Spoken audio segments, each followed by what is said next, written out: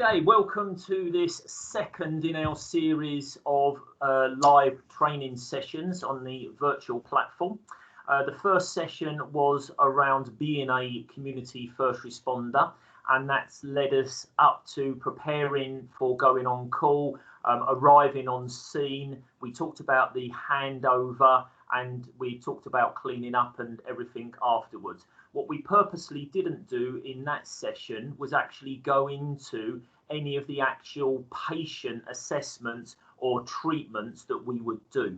We talked about a lot of the mnemonics and the order in which we would follow things through, but we never actually got to the treatment side. So this video here is purely to talk about treatment of patients. And what we did a little video we sent out prior to this, which was I think about 6 minutes long, where I role played a number of different patients. I do apologise, the numbers of the patients come up in the wrong order, so my apologies. It went 1, 4, 2, 3, 5, 6, 7, 8, so my apologies for that. But I'm going to move the PowerPoint on in a second, and this session is purely about the airway. So we're purely going to be talking about the airway. So just a quick reminder of what we looked at in the last session. These are the questions we looked at. So we went through the scene assessment, safety, cause, environment, numbers, extra resources. We looked at the equipment we would take in, and we said we're going to keep that to a minimum, particularly in the COVID, but always making sure you had your personal protective equipment on you, such as gloves as a minimum, but maybe your mask, apron, alcohol gel and things like that. We looked at the primary survey, catastrophic hemorrhage, airway, breathing, circulation, disability, expose and examine or environment. And this one is particularly now picking up on the airway side of things. We looked at the unconscious patients, but there's only one in this session. We're going to be dealing with a lot of conscious patients throughout this session, so we did talk about that. We looked at lots of other mnemonics such as sample, signs and symptoms, allergies, medication, past medical history, last oral intake events prior.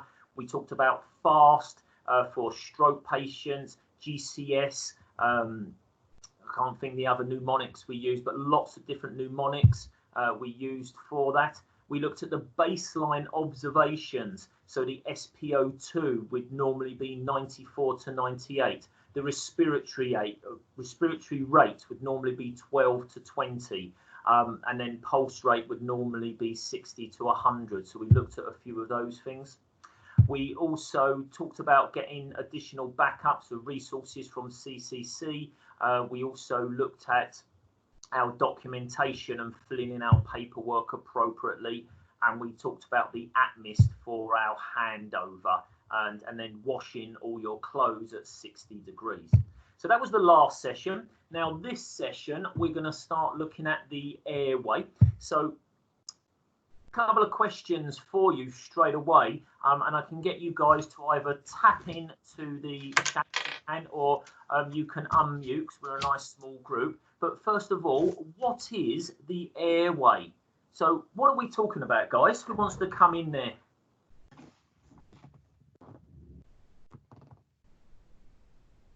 Don't all unmute at once, but as soon as somebody wants to come in, what's your answer? What is the airway? What are we talking about?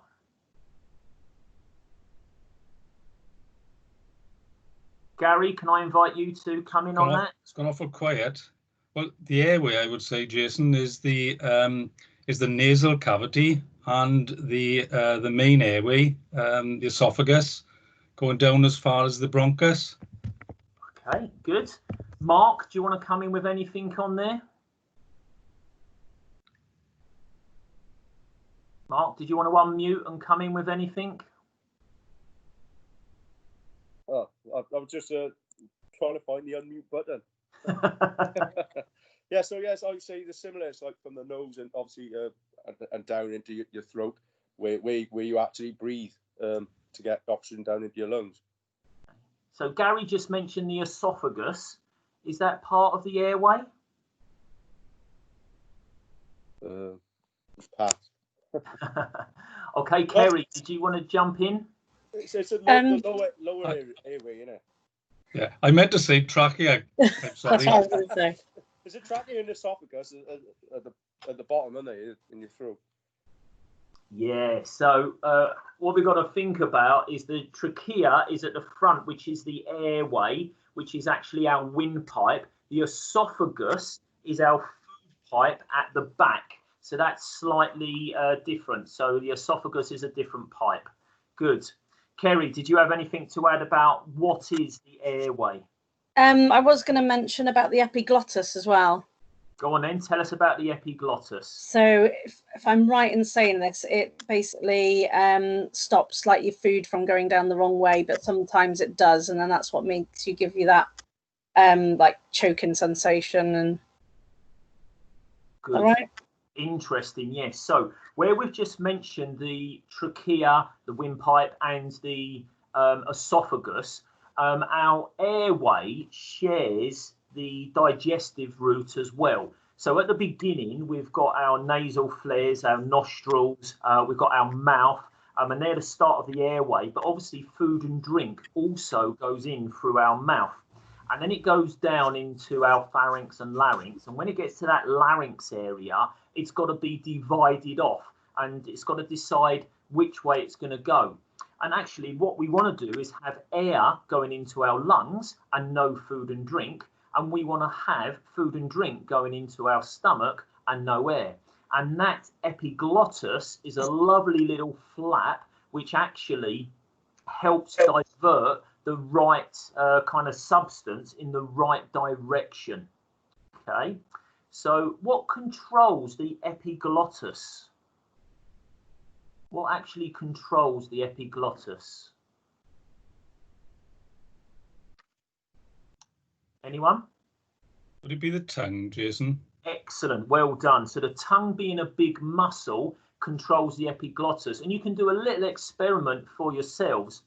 And that's really quite simple. If you get a bit of food, or just for now, a bit of saliva into your mouth, keep your mouth open and try to swallow that saliva.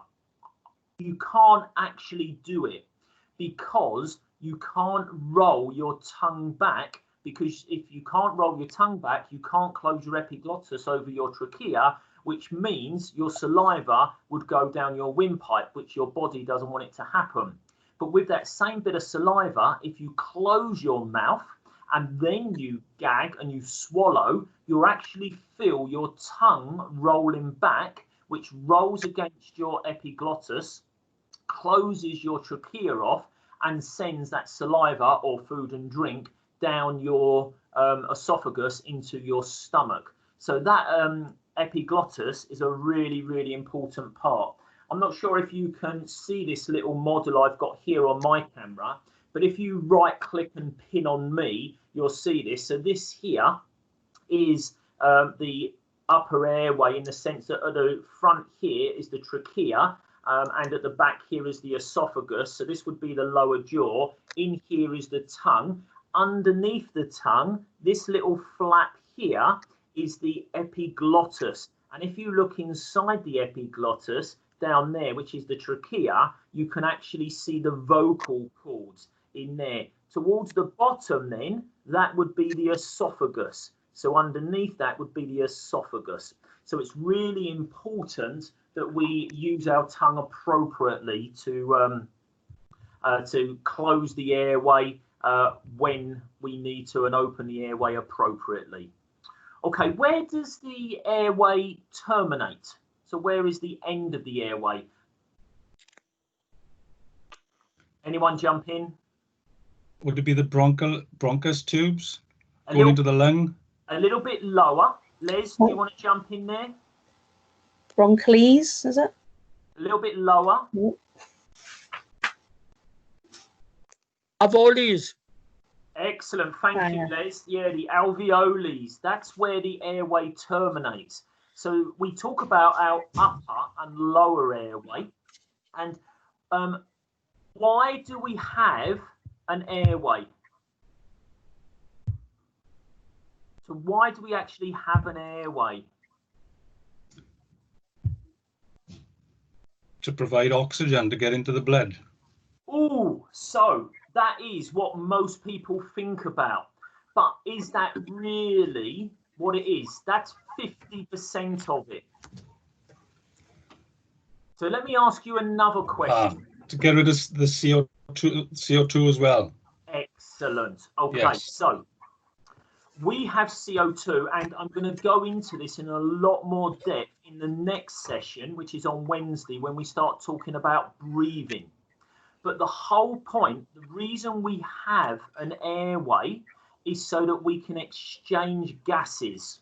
So the actual airway is an open and clear route the majority of the time, and we want to maintain that open. Our biggest priority for keeping it open is that we can get that poisonous gas, the CO2, the carbon dioxide, we can get it out of our body.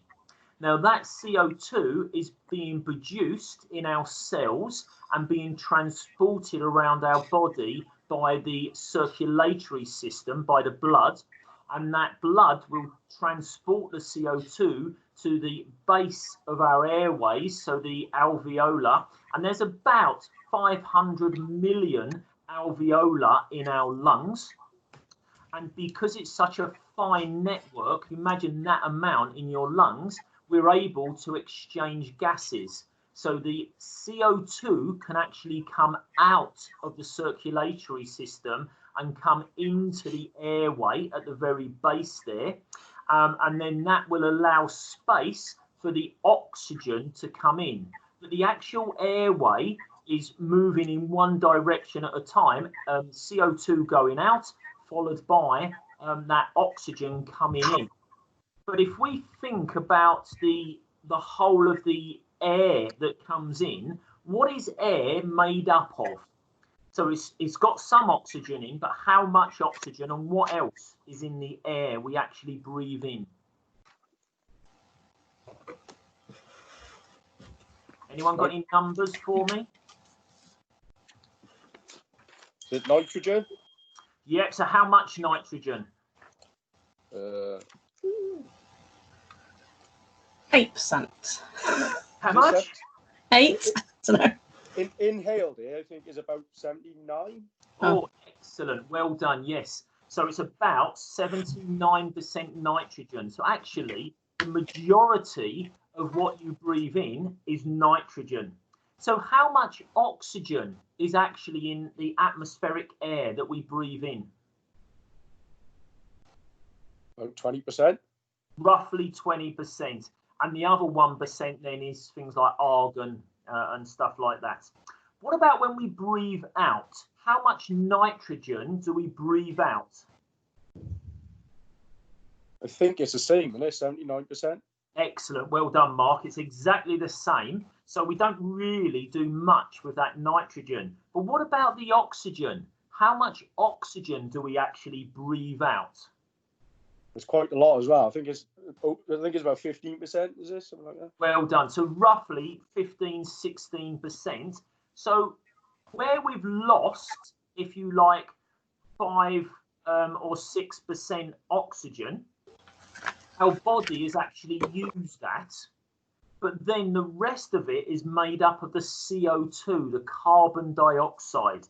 So we're actually breathing out about 5% carbon dioxide, 4 or 5%, them kind of ballpark figures and stuff. So the reason why we have an airway is to exchange those gases. Okay, so that's something we need to think about on there. So what can go wrong with the airway? Get blocked. Get blocked. It could get blocked, absolutely. So what could block the airway? Give me an example. Food. Yeah. So it could be what we describe as a foreign object. So something which is from outside of the body, such as food, can come in and block it. What about internally in the body? Allergic reactions. Good. So anaphylaxis. So what would that do to the airway? Constrict the airway. Yeah. Excellent. So that would close it up. So we could get an internal constriction by swelling which would close up the airway and stop us exchanging them gases. Good. What else could block the airway then? Tongue. Tongue. The tongue. What does the tongue control? Big muscle. Yeah, what does it control? What was it we said it Yeah. controlled earlier? The epiglottis. Excellent. Good. So the tongue being a big muscle, when we become unconscious, all of our muscles relax and they all go south. They all go downwards because of gravity. So for our airway, what is the worst possible position for an unconscious patient? Lying flat. Flat. Flat. On what? What part of the body are they laying flat on? Back. Yes, Back. laying flat on their back is the worst possible position, because if they're properly unconscious, all their muscles have relaxed and that tongue can drop back against the epiglottis, close it off and close off that airway, and then we can't get that carbon dioxide out, and that means we can't get the oxygen in. Okay, good. What else could go wrong with the airway? Get damaged. I'm just trying to think something on Yeah, top you of it, like a crush. Have trauma to the external part of the airway, which could cause us problems. Vomit. Good. So where does the vomit come from? Stomach. Good. So again, if we relax, our stomach muscle, the valve at the top of our stomach relaxes, which means the stomach contents, which is very acidic, can come out of our stomach, creep up the esophagus, and could get into the airway. Okay, let's think about another thing. Hanan, I see you're in as well. Welcome, mate. Please join in if you when you want to by unmuting. If we think about the alveoli are a very, very fine network of tissue, and it allows gases to exchange across that very, very fine barrier. So what could go wrong at the alveoli end of our airway? Mucus blocks it. Excellent. Why would we produce mucus? Why would the body produce mucus? Fight infection. Excellent. So yeah, it's that kind of that inflammatory response to fight infection, and it kind of blocks the airway at the same time. How does our body get rid of mucus, which is in the alveoli? How does it get rid of it? Cough it up. Yeah. Before it coughs it up, because coughing is part of the upper respiratory tract, the upper airway, but the alveoli are in the lower airway. So how do we move the mucus from the lower airway to the upper airway?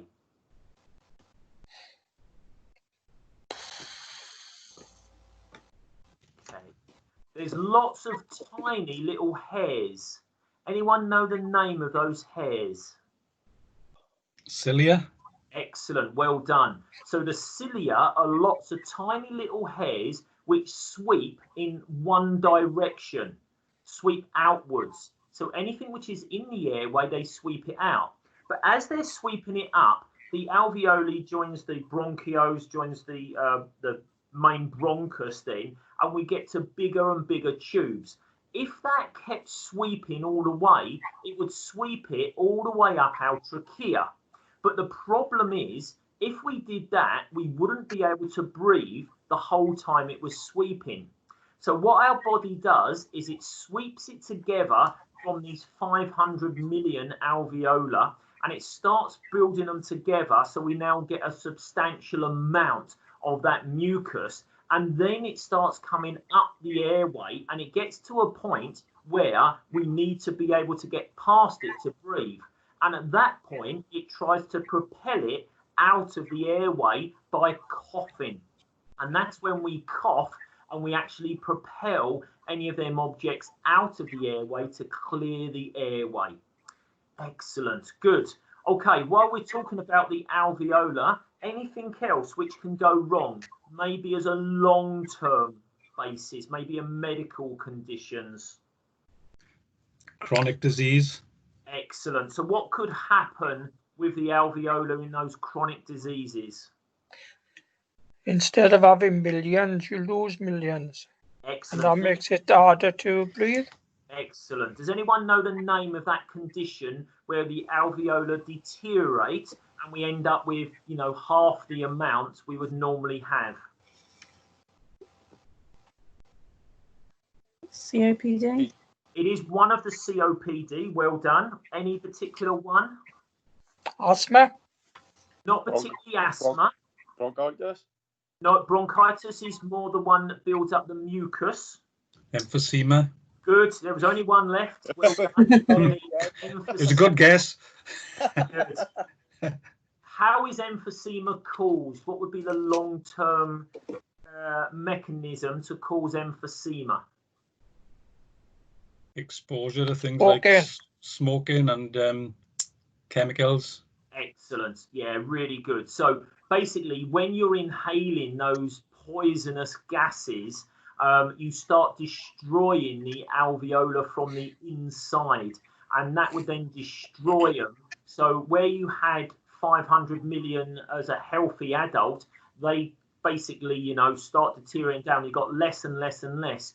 But if you think 500 million alveolar is the correct amount to get rid of the amount of CO2 you're producing, if you now have emphysema where you've destroyed half of your alveolar, what's going to happen to your body? What are you not going to be able to get rid of? CO2. You can't get rid of CO2. So you're now known as a CO2 retainer. And that's going to cause you problems with your breathing and make breathing more difficult, particularly when you start producing more CO2, such as times of getting stressed or doing exercise and things like that. Excellent. Okay, so my last kind of question on this bit here is, what can we do about it? So we now understand what the airway is, where it starts and where it finishes. We understand why we have an airway, and we've just talked about what can go wrong with it. But as a WASP first responder, what can we actually do about any of the issues we've just talked about? O2. Say that again, Les. O2. Oxygen. O2. So, is oxygen going to be the right answer for all airway problems? No. You need to keep the airway open first and foremost. Right. So we can manually open the airway if we need to. We can look at giving them O2, but that's not necessarily going to be the right answer for everything. But it may start solving some of their problems, which is good. Anything else we can do about the airway problems? Think of some of the things you told me that can go wrong with it. You mentioned asthma, you mentioned anaphylaxis, you mentioned unconsciousness, the tongue, the epiglottis. Take medication. Medication, good. So yeah, they could have medication. Positioning.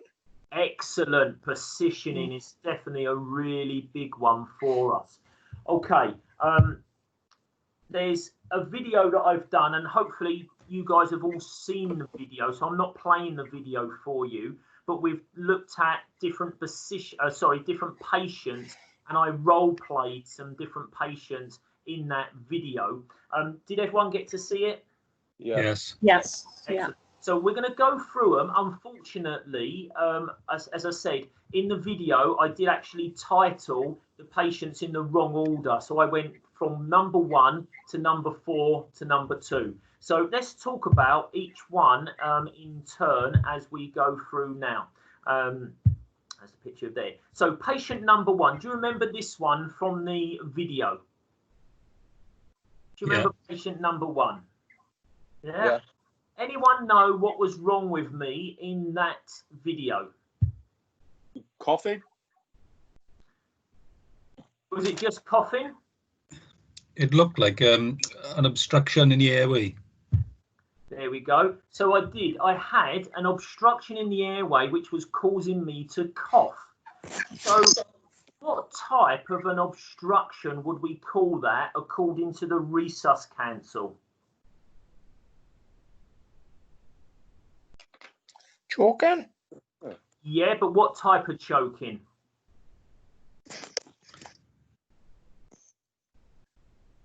Any ideas? No.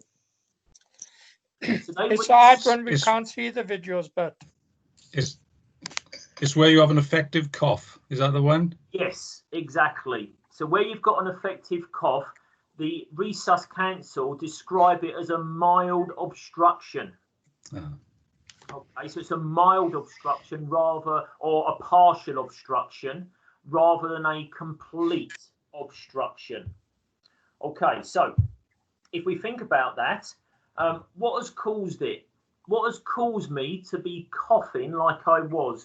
Thinking about some of the stuff we've just been talking about. an irritant.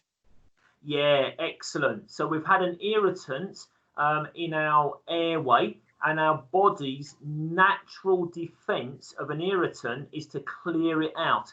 Whether that would be a deep one from our alveolus, such as mucus building up, or whether it would be inhaled fumes causing us to try and get rid of them, or sometimes, as we describe, something has gone the wrong way, whether it be food or something else has gone the wrong way. So that's what may have caused it, is an irritant. So in other words, any patient you go to and they're coughing, there is a reason why that patient is coughing. So you need to be thinking in your primary survey, and very particular in your secondary survey, why are they coughing? What is the mechanism? Why is it happening? Is this a long-term problem? Is it an acute problem that's just happened? And you need to go through all the different options to think about it. Okay, so if they're coughing, what else is going to be happening as well as the coughing going on? What else is happening to the patient?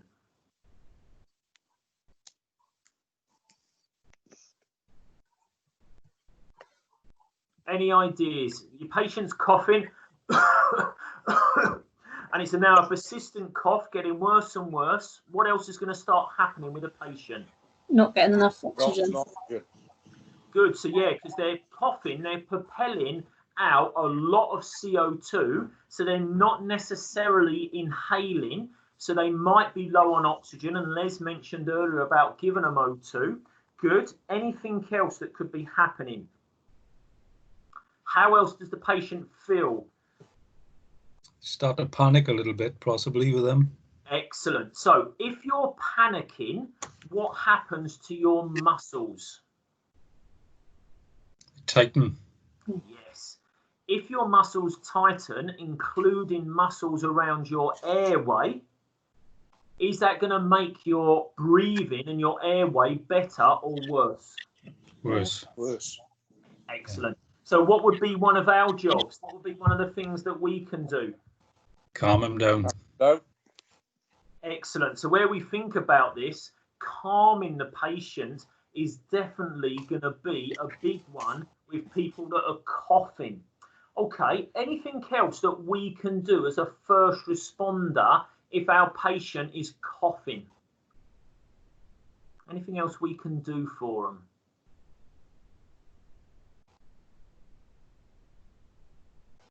them? So sit them down and put them in the right position. What would be the right position, Kerry? Trying to think. Is it forward or is it backwards? The tripod position. That's it. It's going to be the tripod position, and it's going to be that leaning them forwards so that anything that comes out, we've got that postural drainage, if you like, that position where if they're coughing, things can come out. What does the Resus Council say the treatment is for a partial obstruction?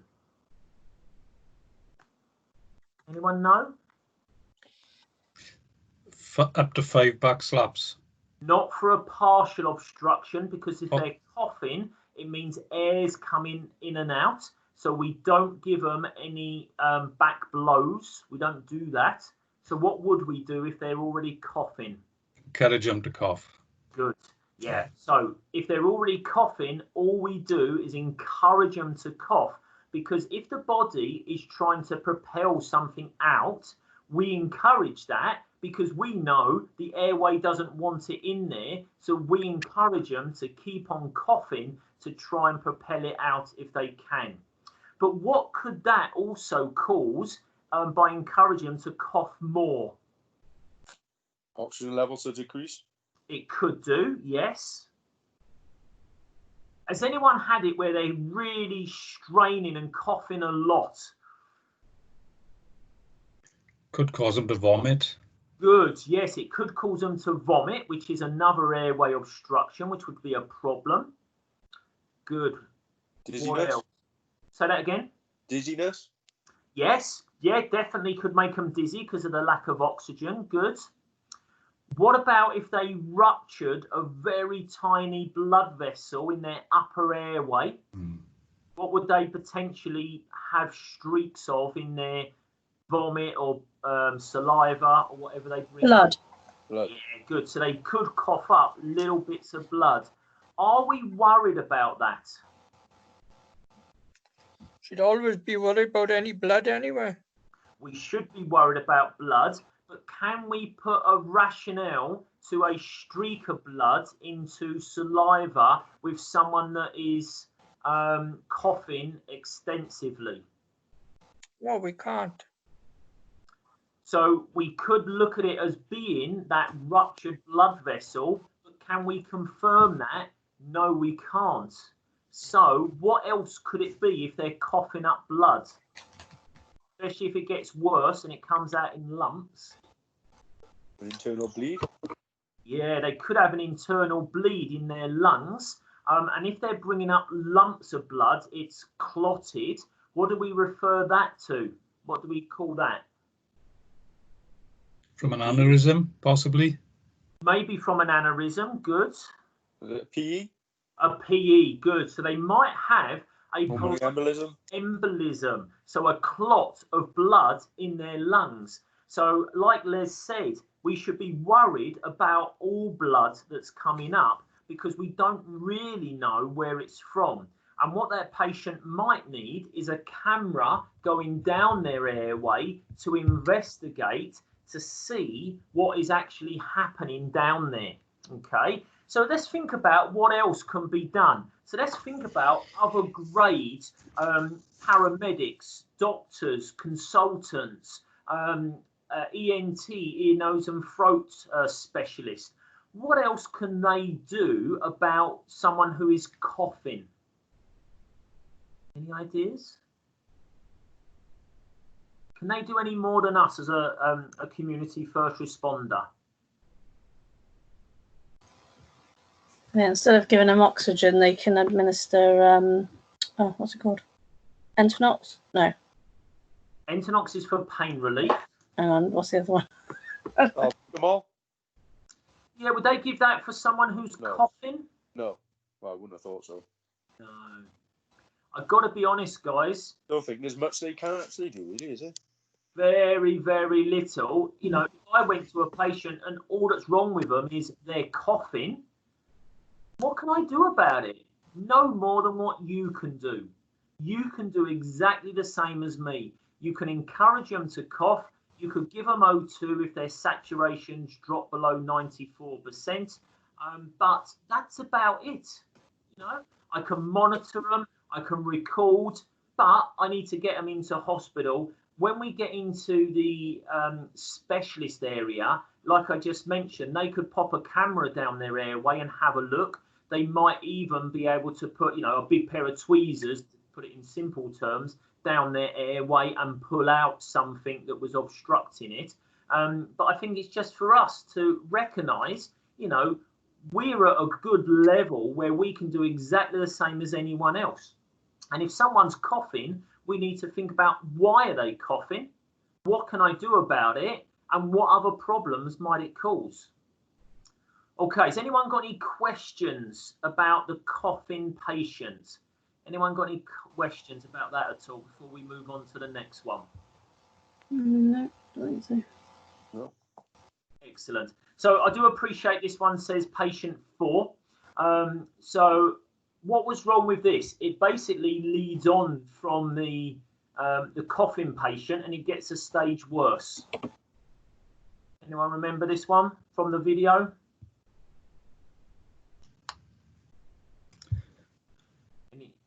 So it was a second patient in the video, but it was labelled patient 4. I think this was the one where the patient wasn't able to breathe either way, wasn't it? There we He go. had a total obstruction. What do we call that? Severe obstruction? Yeah, there's another name for it. We call it choking. I did want to say Look at you. I thought that's a bit obvious. Yeah, sorry. So with the one we just talked about was still a choking, but a partial obstruction. This is a full obstruction or a complete one. So this patient was choking. I don't know if you remember the video, but essentially I threw up a sweet. Oh, the sweet, yes, right. Yeah. And then I was. So how do you know that this was a complete obstruction this time? Yeah. They weren't coughing. They wasn't coughing. Good. They're struggling to breathe in to get the oxygen in. So you're making noises. So what actually caused it? What was the mechanism behind this? I've just said it. The sweet was lost. Yeah, absolutely. The sweet was there. So the history was that I was eating at the time. Okay, so there's a complete blockage gone into my upper airway, so potentially gone into the trachea. What else could be happening at the same time? As well as that blockage, thinking about everything else we've discussed already today. Start to lose consciousness? Yeah, they're going to start to lose consciousness. Why? What is it they can't do? Breathe. Yeah. And in the breathing, what is the main reason for breathing? To get exhale CO2.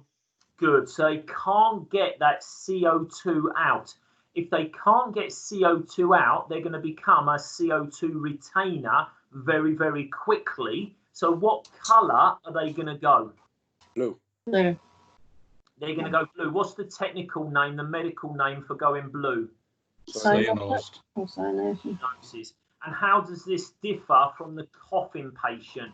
What colour does the coughing patient often go? Red. Red. Excellent. So there's some of the differences that we can recognise.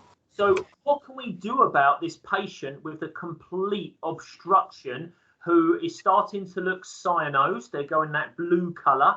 They're not able to make any noise. They can't speak. We know that they can't get air in or out. What can we do about it as a first responder? Stand to their side, lean them forward and start off with back blows. Excellent. How many back blows are we going to do? Up to 5. Up to 5. Well done. So as you described there, we're going to be standing sideways on. We normally have our forearm across the front of them, so across their chest, holding onto their furthest shoulder if we can for support. We're then going to use the heel of our hand, but where do we apply the heel of our hand on the patient? Between the shoulder sternum. blades.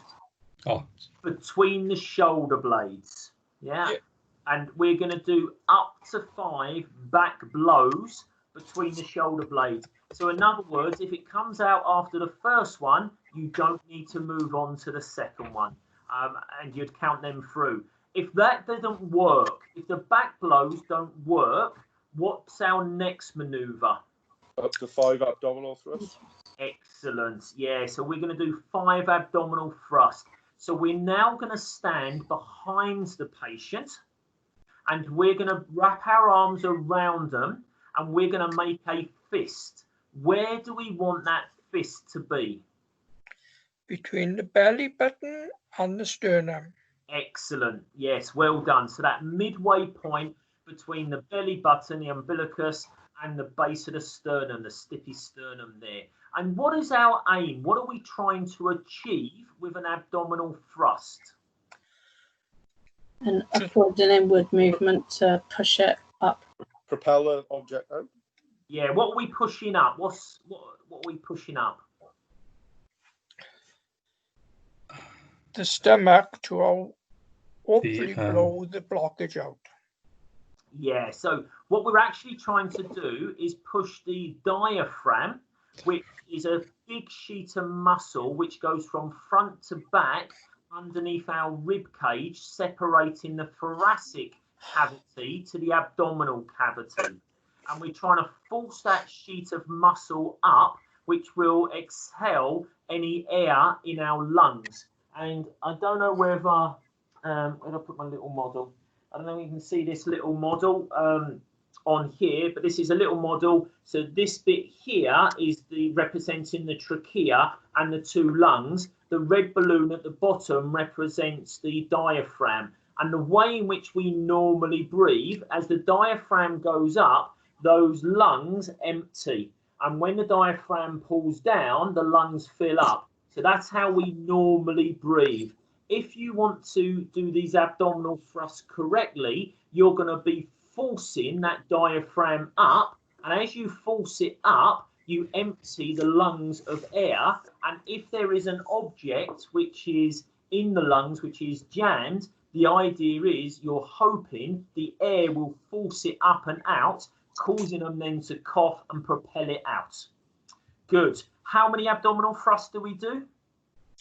Up to 5. Excellent, good. And you just keep on repeating that whilst the patient is conscious. If your patient is below 12 months, so below 1 year, do not do abdominal thrusts, but you can do chest thrusts. And that would just be 2 fingers just below the nipple line on the sternum, and you do a hard thrust inwards on the sternum. So any patient below 12 months, below 1 year, you do not do abdominal thrust, which means anyone above 1 year old, above 12 months, you can do abdominal thrusts. Good. So what could another grade do about this choking patient? A paramedic, a doctor, a nurse, or whatever. What could they do about the choking patient if they're still conscious?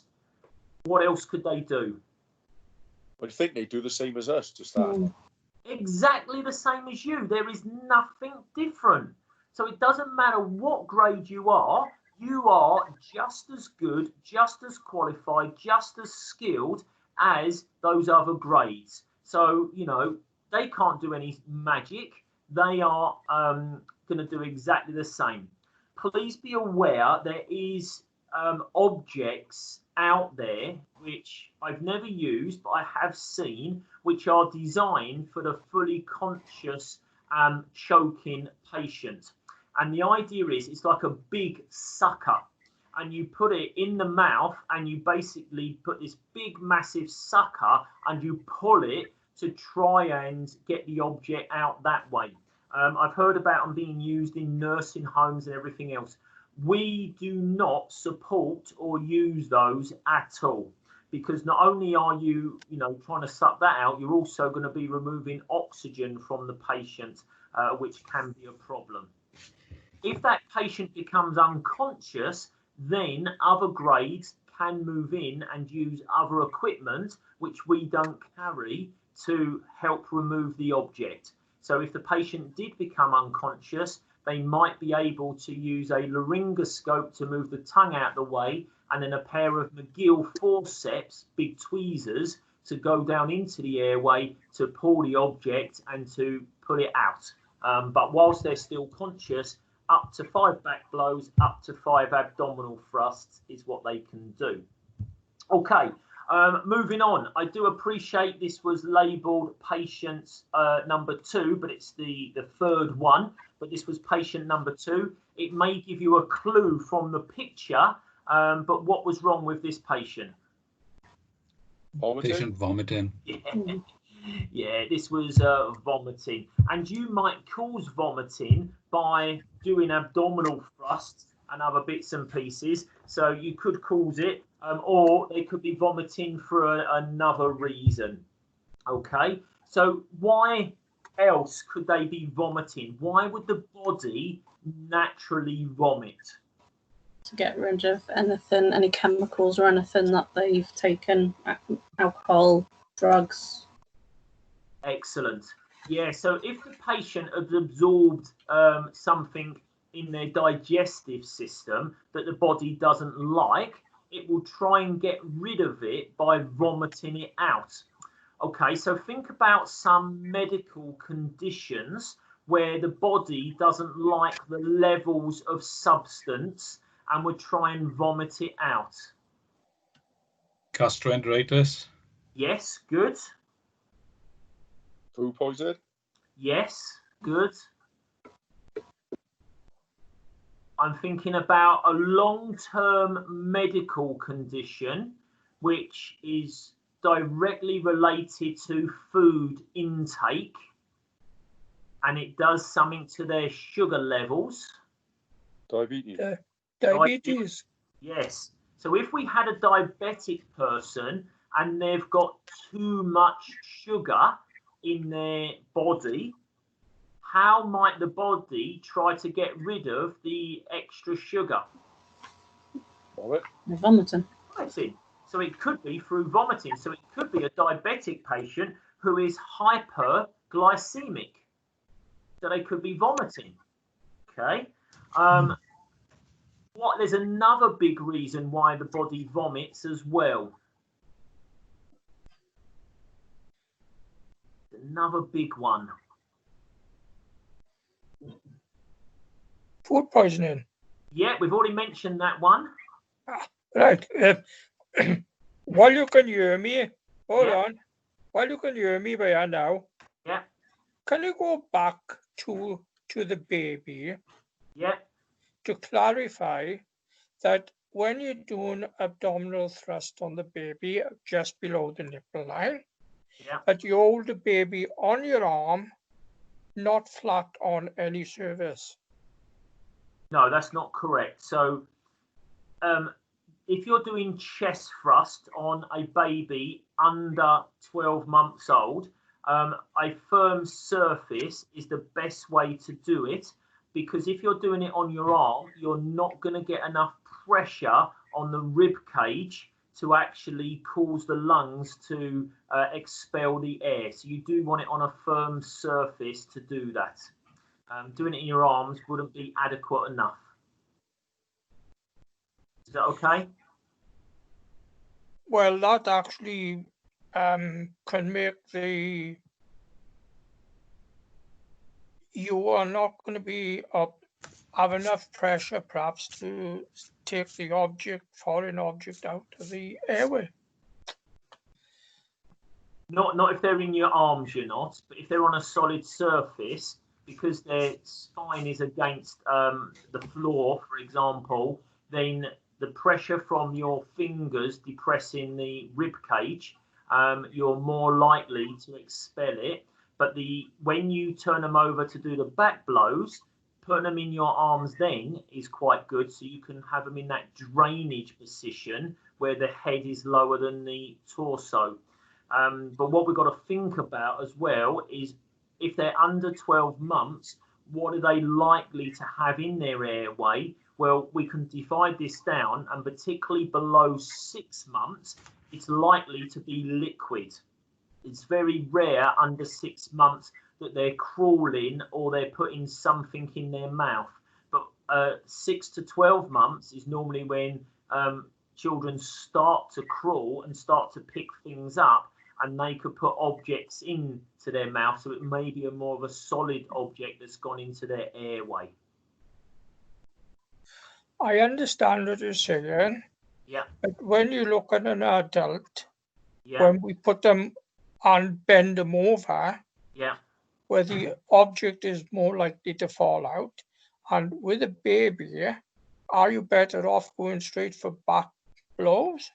Because the likelihood of you forcing something up.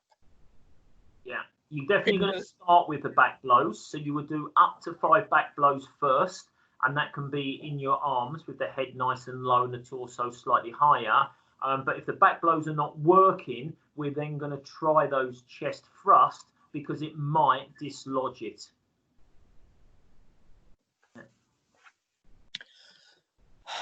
Okay. Okay, cool. Okay, so back onto the vomiting one. The other thing I'm thinking about is temperature. So when your body gets very hot and your body can't regulate your temperature anymore, it will try to get rid of some of the temperature out of the body. And if your stomach contents has warmed up, so you're now starting to suffer from heat exhaustion, heat stroke, your body may then decide to vomit out the stomach contents, which will try to cool your body down in the sense that it's not holding that temperature anymore. Does that kind of make sense? Yeah. Yeah. So again, when we're thinking about why someone's vomiting, there's a number of kind of reasons behind it. Okay. So if someone's vomiting, and obviously the vomit is from the stomach, what else could be happening? Thinking about, obviously, us talking about the airway today. Could block the airway. Yeah. So that could then, they could inhale the stomach contents, so they could aspirate the stomach contents, which is not going to be very good for them. As we said, the stomach is very acidic, probably 1 or 2 on the pH scale. So that would cause a lot of damage to the alveolar. And if they're unconscious, they may get regurgitation because it could be absolutely silent because there's no air coming out. It could just dribble in there. So it's something we need to worry about. So if we have got someone vomiting, what can we do about it? What can we do about someone vomiting? Lean them forward. It's that positioning, isn't it? Yeah. What about if they're unresponsive? Recovery position. Absolutely, because the recovery position is designed to keep the airway open, to allow it to drain out. So the most important features about the recovery position is that the mouth and nose are lower than the trachea side of things, so it's a drainage and not the other way, so things don't go into the lungs. So keeping that mouth and nose nice and low. But yeah, other than that, reassuring them, allowing them to vomit, there's not a lot else we can do. So if we were a different grade of medic, is there additional skills you could use if someone's vomiting? Suppose if they, when they've done the postural drainage as well, they go into suction. Possibly we could use suction. Yeah, we could use suction as a first responder. Obviously, we've got hand operated ones. Anything else a paramedic might be able to do for someone vomiting? Anti-vomiting drugs. Yeah, so yeah, the paramedic can give them a drug, an antiemetic, which would help to stop them from vomiting. And we sometimes use antiemetics when we give them other drugs, which we know sometimes cause vomiting. So, for example, morphine, which is a really good pain relief drug, we do know can cause vomiting. So we sometimes give them an antiemetic then to make sure they don't vomit, because we realise the other kind of issues that can be. Good. Okay, one of the other things I've just kind of thought about with the vomiting and the causes behind it, thinking about other conditions where the brain is got a lot to think about and it can't cope with everything. Sometimes it causes the body to vomit to get rid of it, so then it doesn't have to worry about that anymore in the digestive process and everything else.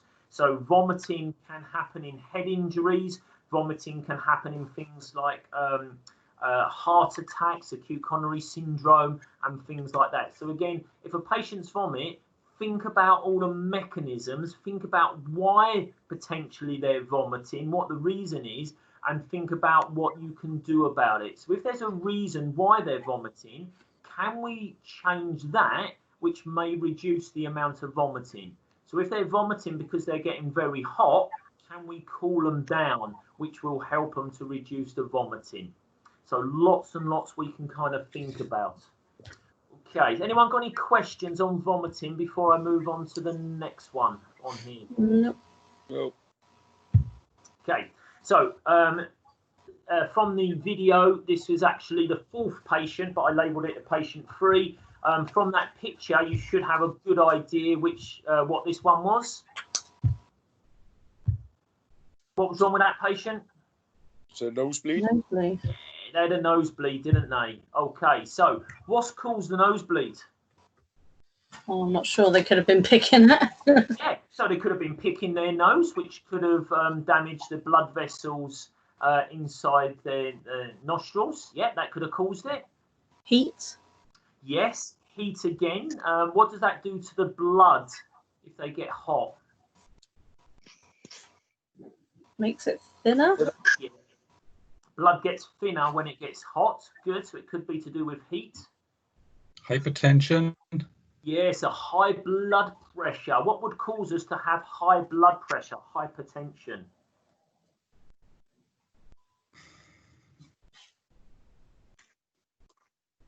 Stress. Yeah, stress, anxiety, things like that could cause it. Good. What else can cause nosebleeds? Trauma. Good. So yeah, penetrating or blunt trauma. So something that's hit the nose or something that's kind of gone up the nose. So that could cause it. Okay. Something else which tends to happen more in summer months. It's associated more with eczema and asthma. They kind of go together. Allergies. Yeah, so a particular allergy, a mild one that lots of people suffer with. Hay fever. Hay fever. Lots of people who have hay fever can get a spontaneous nosebleed. So that's something to be aware of. So good. So lots of different causes of it. So if they've got a nosebleed, what else could be happening? Thinking about the causes.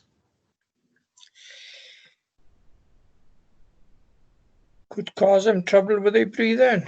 Excellent, good, because the nasal cavity, the nostrils, are half of our kind of route for breathing in and out. So the patient now, if they're bleeding through their nose, is probably not going to be exchanging gases, breathing air in and out through their nostrils. So they're doing it all through their mouth.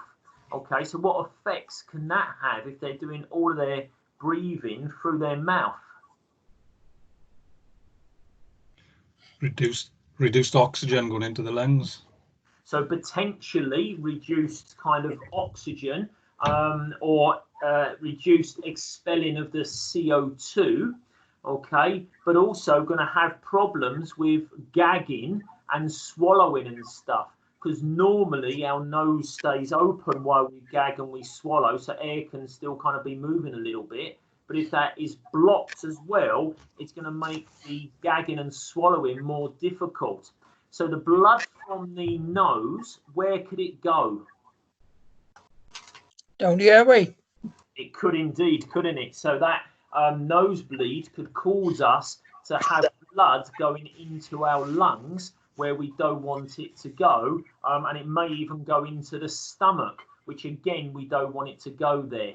So if it goes into our lungs, our body will cough as the natural reason to get rid of it. Coughing is probably going to make the nosebleed worse. And if it goes into our stomach, it could make us vomit. And if we're vomiting, again, it's not going to help our nosebleed, is it? So we've got to think about those kind of elements as well. So what can we do about a nosebleed? What can we do about it? Leaning forward. Leaning forward, good. Pinch the nose. Pinch the nose, good. Whereabouts on the nose are we going to pinch it? Soft bits. At the end of the bony prominent. Excellent, well done. So I'm going to show this on the bigger screen later, but essentially I've got on my little screen here a skull, and you can feel it on yourself, that bony prominent which is on your skull. There's no point in pinching that, and that's described as the bridge of the nose. No point at all, because the blood vessels start below it. So what we're going to do is where the nose is, the soft bit below the bony prominence there, we're going to squeeze onto that and hold it. Who is going to squeeze it? Patient. Yeah, get the patient to do it themselves. How long are we going to ask them to pinch it for? I want to say 10 minutes. 10 minutes. 10 minutes. Yeah, we're going to ask them to pinch it and keep it pinched for 10 minutes and leaning forwards the whole time to try and keep that airway clear. Excellent. Is there anything else a different grade would be able to do? So a paramedic or a doctor or an ENT consultant, is there anything else they could do about a nosebleed? Pack it, cauterize it. Yeah, so for a paramedic, they can't do a lot. But once we start getting up to doctors, consultants, ENT specialists, they can look at packing it in different ways. And they sometimes put a balloon up the nostril and inflate it.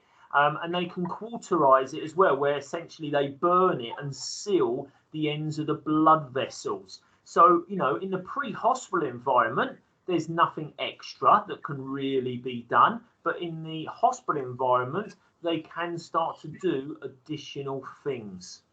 Excellent. Any questions on nosebleeds, guys? No. No. We've got a couple more patients to go. We're about an hour into our session now, so we've got about 25 minutes left, if that.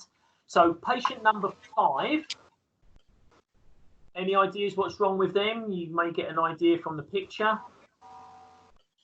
Looks like a stroke. It could be, I could be having a stroke. I don't know if you remember it from the video, but I carried on slipping down the chair. Faint. Yeah, so it was a kind of faint, and what happens in a faint is you become unresponsive or unconscious. Okay, so the actual patient in this one became unconscious or unresponsive, whichever way you want to kind of look at it. So what may have caused the patient to become unresponsive or unconscious? What may have caused that? Low blood pressure. Excellent, good. So if the blood isn't getting to the brain, and as we said earlier, the blood is carrying that vital oxygen and taking away the carbon dioxide, if we haven't got enough pressure to keep that circulatory system doing that vital job at the brain is going to get us into a much better position to allow the blood to get to the brain a lot easier. So it's going to make us unconscious. Good. Any other causes of unconsciousness? Lack of food. Yeah, so again, you know, within that blood, we're going to carry the vital nutrients, the glucose and the food around to our cells to actually keep our cells so they can produce energy to keep awake and do things. Well, if we've got a lack of that food going into our body and we've used up all of our reserves, we're then potentially going to become unresponsive because our brain says there's not enough fuel to keep our cells to produce energy. I need you all to go to sleep. So it knocks us all to sleep. Good. Any other causes of unconsciousness? Temperature, high or low? Yes, good. Again, so similar. The brain will kind of be, I can't regulate this temperature anymore. I've tried shivering to keep you warm. I've tried vomiting to cool you down. I've tried all them things, but I can't do it anymore. I need to concentrate on keeping you alive, and the only way I can keep you alive is if I switch most of the cells off, most of the limbs off, and then I'll start switching the organs off last. So it knocks us unconscious. Good. Any other reason we might go unconscious? Cardiac arrest. Yeah, so cardiac arrest, and that obviously goes into other issues, talking about once we're unconscious in cardiac arrest, the heart has stopped, the breathing has stopped, and we have to deal with that. I'm thinking about trauma to one particular part of the body. To the head. Head trauma. Head injury. So again, if that brain has been shaken up, so that brain inside the skull there, if that gets shaken up, the brain being our main control room, it basically says, you know, I can't cope because I've got to look after myself. I'm going to switch most of the body off to allow me to concentrate on repairing myself. So if we've got somebody unconscious, what else can be going on? Thinking about what we're talking about today. So if they're unconscious, what other problems can that cause to the body? Shuts off the brain. The brain is the last thing to be shut off, but yes, it can start shutting off the brain, because once the brain shuts off altogether, we essentially then go into cardiac arrest. Once you're unconscious, you block your airway with your tongue. Excellent, good. So because all of our muscles relax, we could then start having problems with blocking our airway. So things like our tongue relaxing and blocking it. And plus, if we're relaxing all our muscles, that muscle which normally blocks off or stops the stomach contents coming out, that can open up and allow the stomach contents to come out, and potentially that could go in the airway. So we've got regurgitation, aspiration as added complications to unconsciousness. So thinking along them lines, what can we do about the unconscious patients? Recovery position. Why? Why do we do the recovery position? Open airway. Keep an open airway. Absolutely, that's all it is. Yeah. What do we not need to do in an unconscious patient? What do we not need to do? You often hear it on TV or see it being taught on first aid courses. What? So it's something you don't need to do with an unconscious patient. I may not be explaining this very well, but you don't need to wake them up. Oh, right, yeah. Okay? You don't need to wake up an unconscious patient. Why are they unconscious in the first place? The brain can't cope with dealing with everything. So by you waking them up would cause more brain activity and potentially make them worse. So if you're not going to wake them up, what are you going to do for the patient as well as the recovery position? Check airway.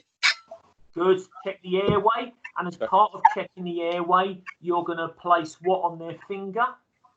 Pulse oximeter. Good. So you're going to monitor their SpO2. What else are you going to monitor and record? Breathing. Breathing. Breathing. Heart rate. And pulse. Pulse. Good. So although you don't have to wake them up, you are going to do your basic observations, monitor and record.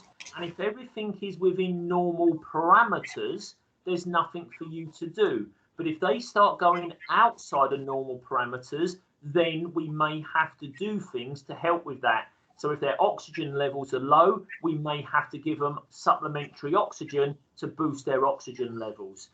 If their breathing rate goes low and their oxygen is low, we may have to artificially breathe for them by ventilating them with a bag valve and mask.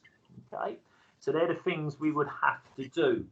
Is there anything else that could be done for an unconscious patient? Thinking about other gadgets in your green bag. OP airway.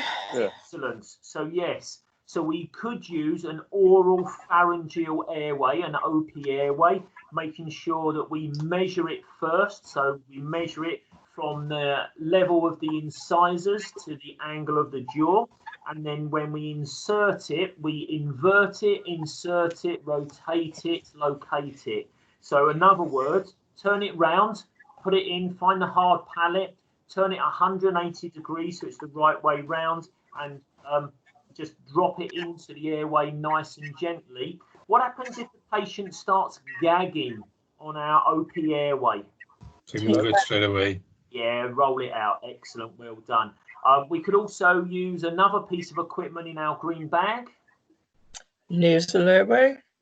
Yeah, we haven't got a nasal airway, but other grades might have it, and they could use that, a nasal pharyngeal, so they easily lubricate and just slide into the nostril, which would help keep the airway nice and open. Eye gel. Yeah. Yeah, particularly if they're non-breathing, we could look at popping an eye gel in. And something we mentioned earlier was that suction equipment. So we may need to use that in our unconscious patients. So that's something to think about as well. But the biggest one is that positioning. Okay, so that's good.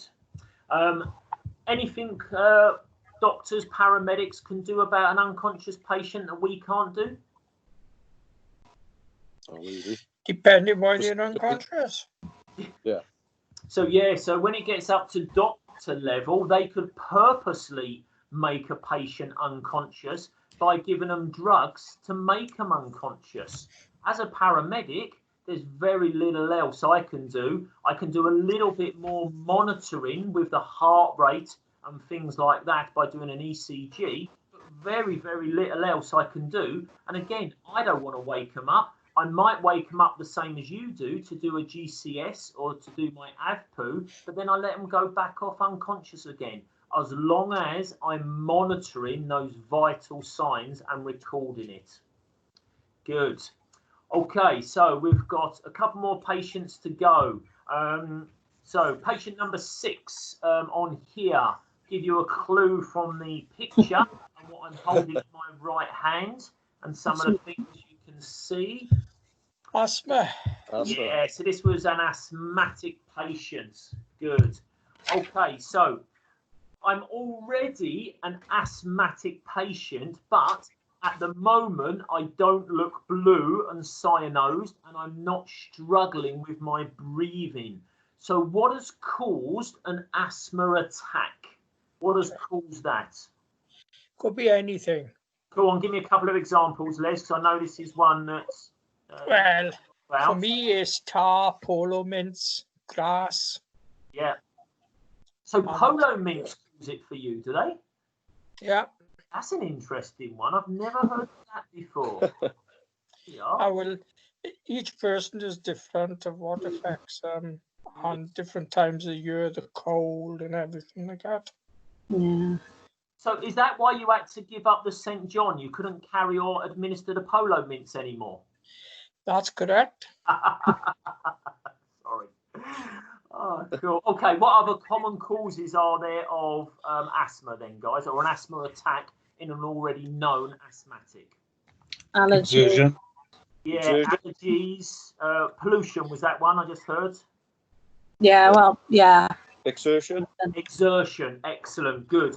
So, yeah, them kind of things would have caused it. So what's actually going on? So with this person who suffers with asthma, 9 times out of 10, you meet them, you wouldn't know they're asthmatic. But now, because they've had polo mints, because they've got exertion, because there's pollution, what's actually happening in their body, which is causing the asthma attack? What's actually going on? Narrowing of the Airway. Excellent. Of the airway. Good. So we've got a narrowing of the airway. And because there's a narrowing of the airway, what effects does that have and what recognition features do we hear and see externally? The rattle. Yeah, so we get different noises coming from them. So we could get a rattle, which indicates fluid in the alveoli, and that is because the airway is naturally gone into its defense mechanism. And if there's a pollution gone into the airway and the body doesn't like it, it starts to build up that natural defense, which is a fluid, to stop the pollution getting into our bloodstream, but also stops the CO2 coming out and the oxygen going in. And we can hear a kind of a rattling noise because we've got that in the alveoli. If the airways start to swell up and become restricted, air can't flow out as well, and we start to hear a wheezy noise. Les, do you suffer with air coming out or trying to get air in, or both? Both. Both, okay. Now, there's some asthmatics, you talk to them and say, how do you feel? And what they actually say to you is, I can't breathe out, because they're now becoming a CO2 retainer. And if you're not an asthmatic, if you want to experience that, get yourself a straw and only breathe through the straw.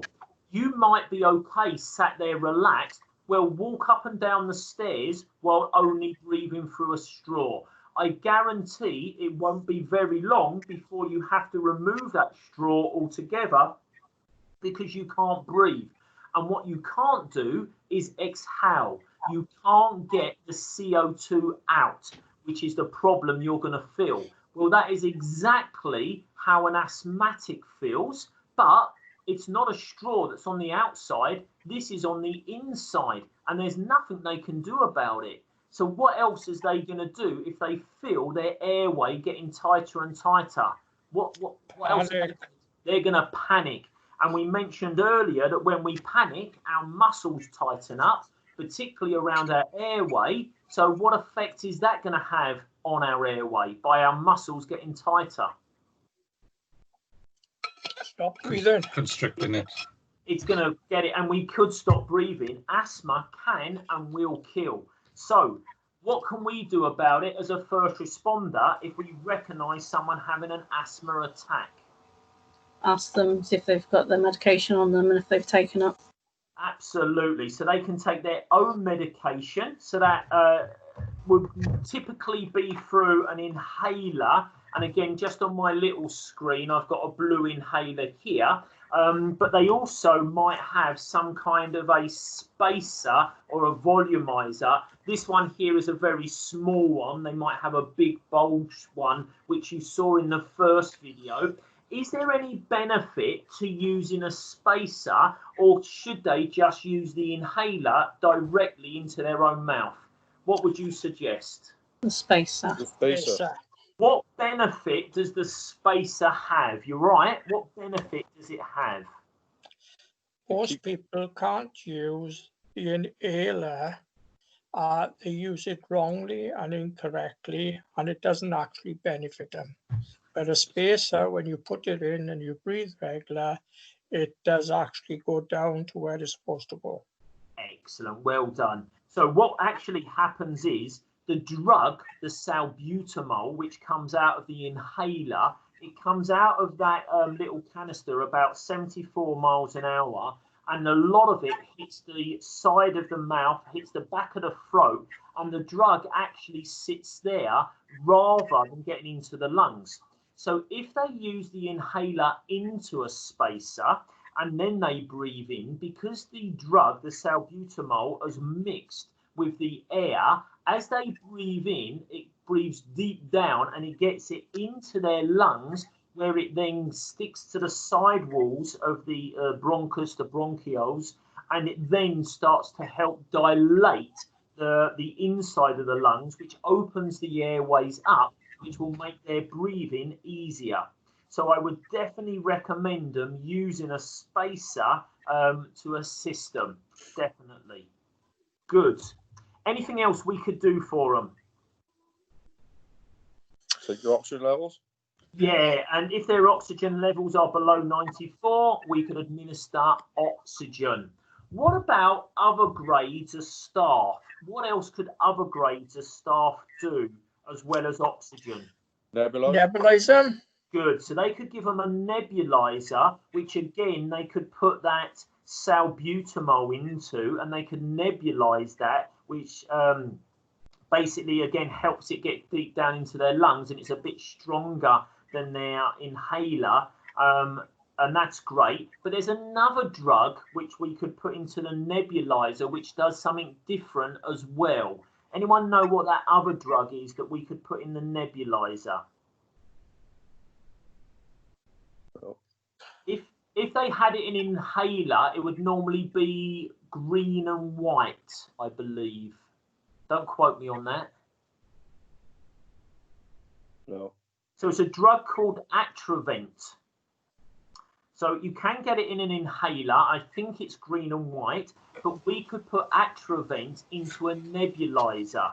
The salbutamol opens up the airways. Anyone know what Atrovent does? Atrovent dries up the mucus in the airway.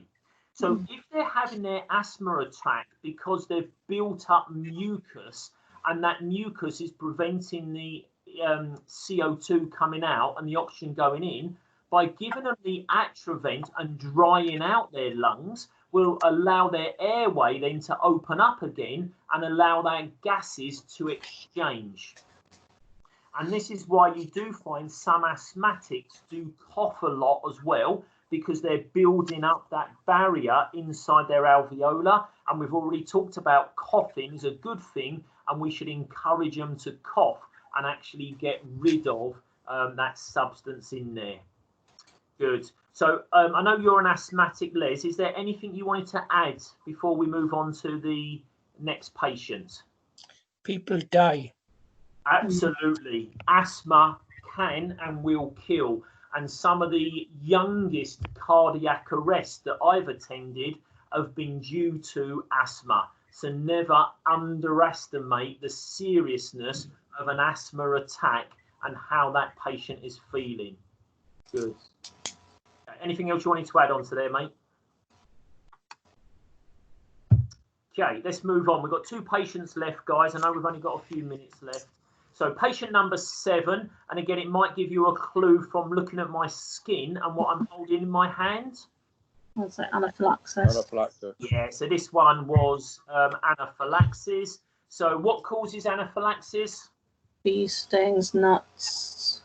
Yeah, so Allergic reaction. Anything the body doesn't like. Yeah. it's an overwhelming reaction of the body. The body is overreacting to this substance that's come into it. I'm not going to worry too much about this one because we do cover it in this year's CPD. So I'm not going to worry too much about the details behind it. But what can we do about someone having an anaphylactic reaction? What can we do about it as a first responder? Keep them calm and ask if they've got their drug on them, if they've got a pen. EpiPen. Yeah, so they might have an auto-injector on them. One of the trade names for auto-injectors is an EpiPen. Another one is their Jext. Another one is their Emirates. So they're just different trade names for auto-injectors. What has that auto-injector got in it? What's the substance inside it? Adrenaline. Adrenaline, good. What are the properties of adrenaline?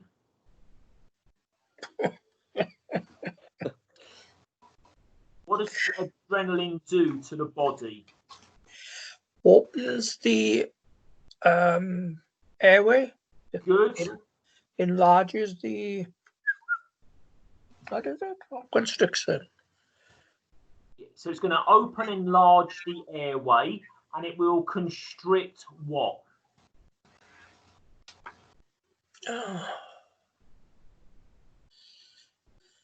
Can I get back to you on that one?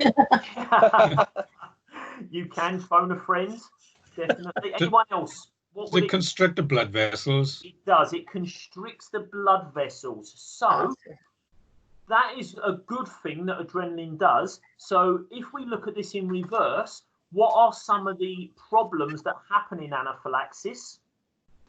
Narrowing of the airway. The airway narrows, so the adrenaline would dilate the airway. And what does anaphylaxis do to the blood vessels? It gives you a blood pressure problem, does it? Yeah, so if you've got anaphylaxis, it dilates your blood vessels, which cause you to feel lightheaded and collapse. And by giving them the adrenaline, would constrict their blood vessels, which would raise their blood pressure back up. So adrenaline is good. So as a WAST CFR, can we give a patient their auto-injector? Yes or no? No. Yes. Oh, we had a mixed reaction there. When we do this year's CPD, the answer is definitely yes. It is a life-saving drug that you are allowed to give them, but only if they can't give it themselves. So if they can give it themselves, they should give it to themselves. Where should they do it? Where should they inject it? The top of the thumb. Oh, Thigh. To their thigh. Can they do it through clothing? Yes. Yes. They can. What about if they're unconscious? well, they can't do Then it. you Then. do it for them. They can't do it, but we can. Is that from now or only when you've completed your CPD?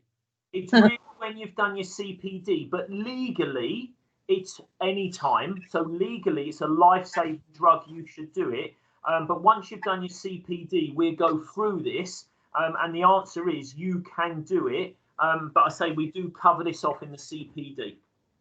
Okay. This is nothing to do with first responding, but I do know, obviously, Les does a lot of stuff on the mountains, and I know other people are involved in other organisations.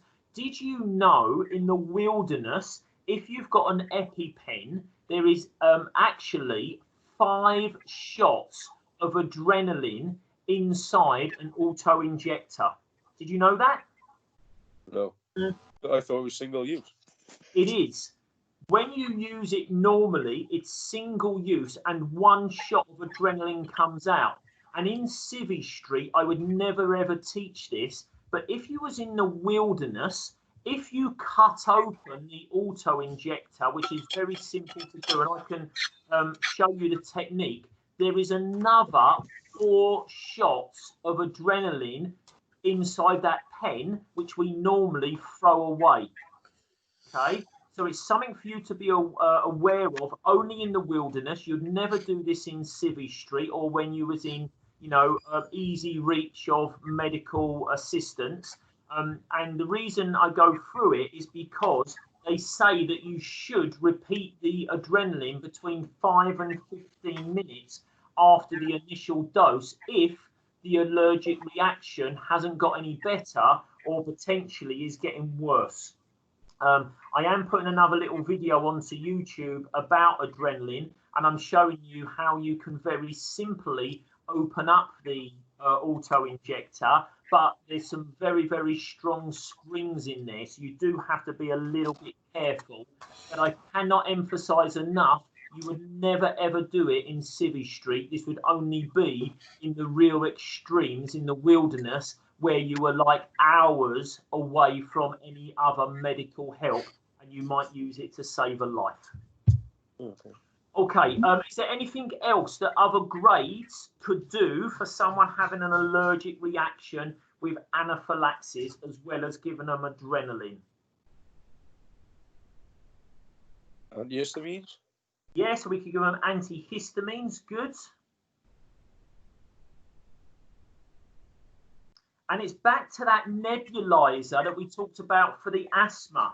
And in fact, because the paramedic gives the adrenaline, they draw it up, we can actually give adrenaline for asthma as well. So as a paramedic, I could actually give someone adrenaline if they're having a severe asthma attack, as well as if they're having anaphylaxis, because it's doing a very similar thing to the airway. So something just to be aware of. Okay, anyone got any further questions? So I do realise we've run out of time now and we've got 1 patient to go. Any questions on anaphylaxis? No. No. Okay, last patient. You can't hear it from the picture, but on the video, anyone remember what noises I was making in this last one? Snoring. Yeah, this was snoring. Okay, good. So, what's caused snoring? Tongue dropping back.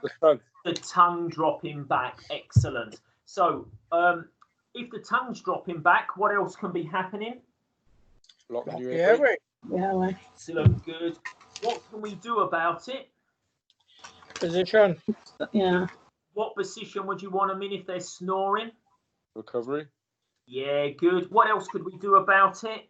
OPA. OPAs. Good. Excellent. All them kind of things. Good. What about other grades? Is there anything else anyone could do if they had a snoring patient? A paramedic or a doctor or anything else? Exactly the same, isn't it? Exactly the same. So again, we've gone full circle here. As a first responder, you can do exactly the same for that snoring patient, that positioning. getting him into that recovery position and thinking about putting in them gadgets, the OPAs and bits and pieces. Good. So that was the last one, guys. Anyone got any questions about that? No. So in the next session, which is on Wednesday, we're going to be looking at breathing. It's a much longer video for you to watch, which goes into depth. It's about 25 minutes for you to watch on breathing, and then we're going to talk about that. But what I'm going to do now, guys, if you've got no other questions, is ask you to drop out of this so that it comes onto big screen, because I'm still recording, and I'm just going to go through a couple of the bits for the guys for the main video of putting in an airway and talking about the airway and bits and pieces. Okay, guys, so if you've got no other questions, thank you very, very much for joining this session, which has allowed me to record it. But if I can ask you now to drop out of this session, and then I can carry on talking once you guys are dropped out. Thank you very much, Jason. Thanks, guys. Thank you, Jason. Thank you. I feel not wanted now. I do apologise. The only reason for it is, Les, is that my camera comes up big for the recording. Excellent. There we go. Okay, guys. So now everyone's dropped out. I just want to kind of go through this on the airway. And just a reminder, you know, everything we do, stop, think, do, scene assessment, safety cause, environment numbers, extra resources, check for catastrophic hemorrhage, then we get onto airway. When we're looking at the airway, the upper airway being here, we're looking at the nose, the mouth, coming down to the trachea, and then going down into the lungs, which would be deeper into here. So this being the trachea. And when we look at the breathing mechanism, that works from the diaphragm going up and down using the airway. But the airway also shares the esophagus, the digestive route. So the esophagus is here, and inside the airway is this flap here, the epiglottis, which is controlled by the tongue. So as the tongue rolls back, it closes the epiglottis to allow the food and drink to go down the esophagus. Normally the airway is open so that the air can come up and down the trachea through the vocal cords in there. So if we look sideways on here to the airway, a couple of things we can do. If our patient is unconscious, from behind the head, we can bring our fingers around the ears, find the angle of the jaw. So just to show you that on here, as we bring our fingers around the ears, we find the angle of the jaw. We can do a jaw thrust, which is lifting the jaw up. We can also do a freeway maneuver. After we've lifted the jaw up, we can use our thumbs to open the mouth to look inside, and we can do a head tilt. So just to bring that into here, fingers around, we can do a jaw thrust on its own, use our thumbs to open the mouth, and we can do a head tilt. Not forgetting that this is not a natural position.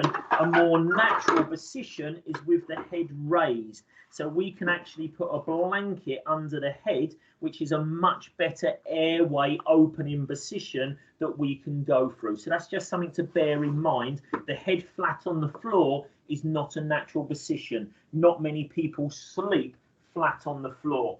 So we can open the airway in that manner. And then there's a couple of gadgets which we can pop into the airway, and we can start looking at our OPAs. So if we're going to pop an OPA in, we leave it in its bag. We do a one-sided jaw thrust. So we're measuring the angle of the jaw. We place the OPA on the finger, hold on to it, and the flange should be level with the incisors. So just to look at that on here, so we come around the one-sided jaw thrust, put our OPA onto our finger, hold it on there like so, and the flange should be level with the incisors. When it comes to inserting it, what you need to remember is you are going to invert, insert, rotate, locate. Okay, if they gag, it just rolls out. So after you've measured it, invert, insert, rotate, locate. Yeah, and if they gag, it just comes straight out on there. So that's the OPA. I'm not going to go through the suction or the eye gel. You've got other videos for that.